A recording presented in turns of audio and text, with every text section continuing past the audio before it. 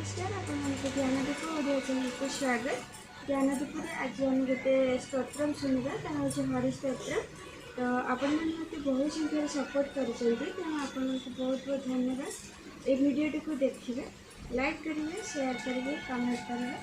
और सब्सक्राइब करेंगे जमा भूलेंगे। नमस्कार।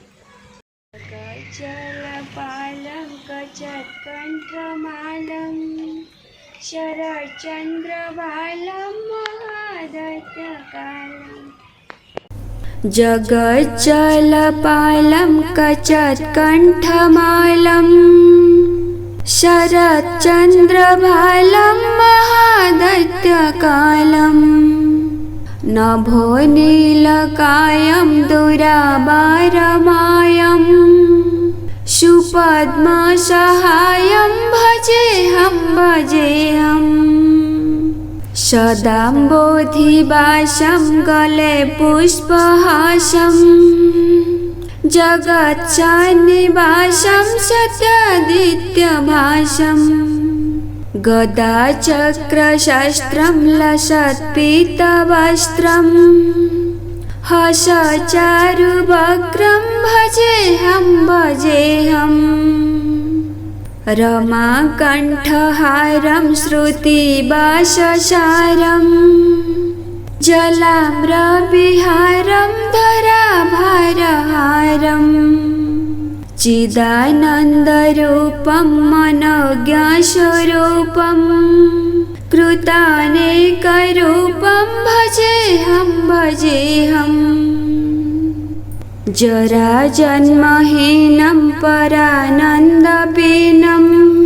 समाधानलीनं सदैव नवीनं जगज्जन्महेतुं सुरानेककेतुं त्रिलोकैकसेतुं भजेऽहं कृतान्मयगानं खगाधीशयानं विमुक्तैर्निदानं हरारातिमानं स्वभक्तानुकूलं जगद्वृक्षमूलं निरस्तार्थशूलं भजेऽहं समस्तमरेशं दुरेफावकेशं जगद्वैम्बलेशं हृदाकाशदेशं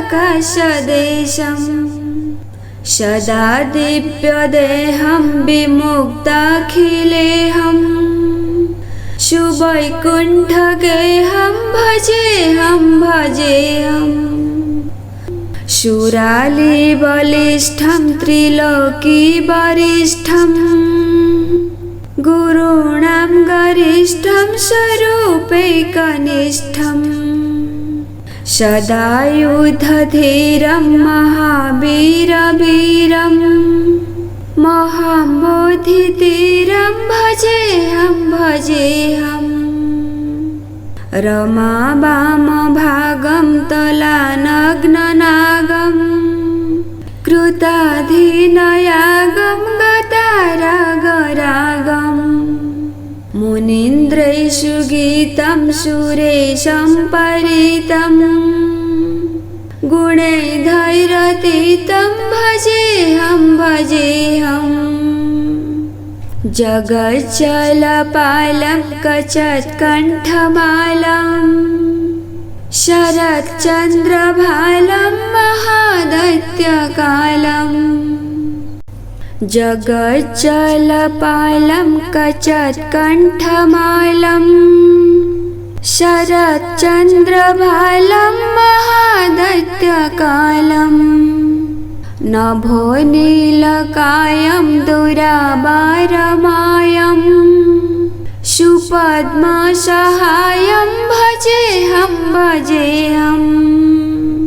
सदाम्बोधिवासं गले पुष्पहासं जगत्सन्निवासं सत्यादित्यभासं गदाचक्रशस्त्रं लसत्पीतवस्त्रं हसचारुवक्त्रं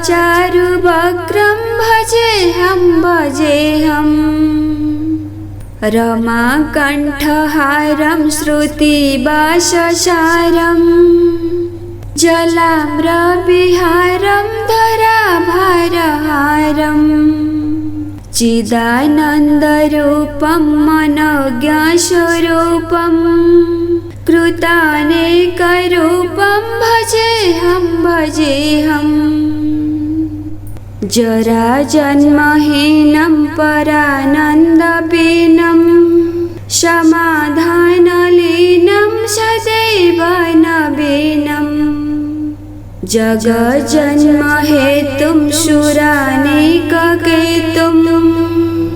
त्रिलोकैकसेतुं भजेऽहं कृतान्मयगानं खगाधीशयानं विमुक्तैर्निदानं हरारातिमानं स्वभक्तानुकूलं जगद्वृक्षमूलं निरस्तार्थशूलं भजेऽहं समस्तमरेशं दुरेफावकेशं जगद्वैम्बलेशं हृदाकाशदेशं सदा दिव्यदेहं विमुक्ताखिलेऽहं सुवैकुण्ठगेहं भजेऽहं